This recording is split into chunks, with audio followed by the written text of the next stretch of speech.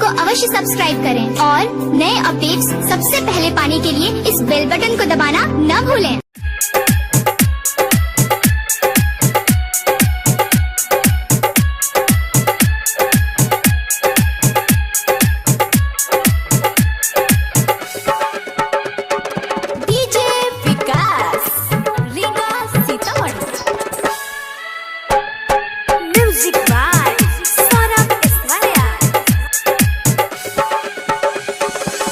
जोरे जोरे के छौरी जोरे जोरे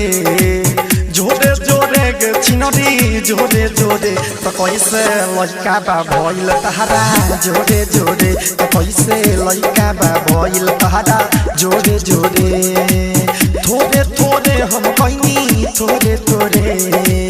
थोड़े थोड़े हम कहनी थोड़े थोड़े तो कैसे लड़का भइल बा तहरा जोरे जोरे कैसे लड़का भइल बा के छौरी जोरे जोरे।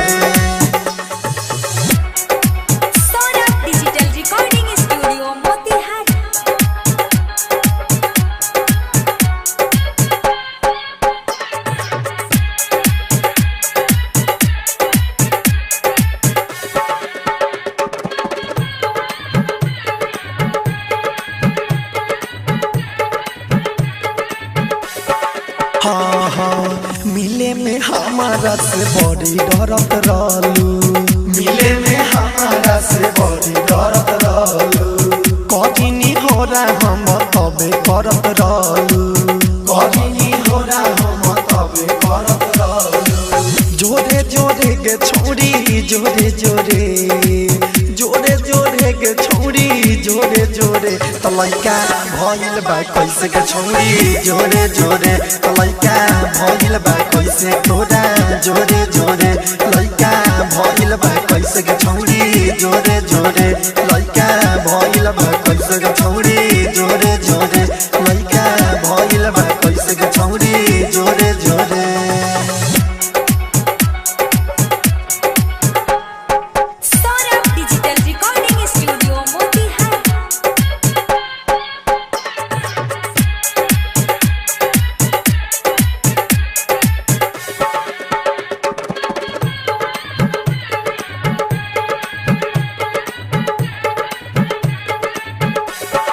सुनना रत्नेश सौरभ कहे हो इस खिलाड़ी सुधीर किशन कहे हो इस खिलाड़ी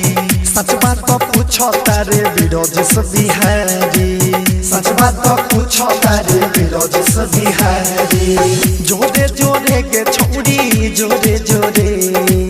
जोरे जोरे के छिनरी जोरे जोरे कैसे लड़का बा भइल तहरा जोरे जोरे कैसे लड़का बा भइल तहरा जोरे जोरे जौना लड़का बा भइल तहरा जोरे जोरे कैसे लड़का बा भइल तहरा जोरे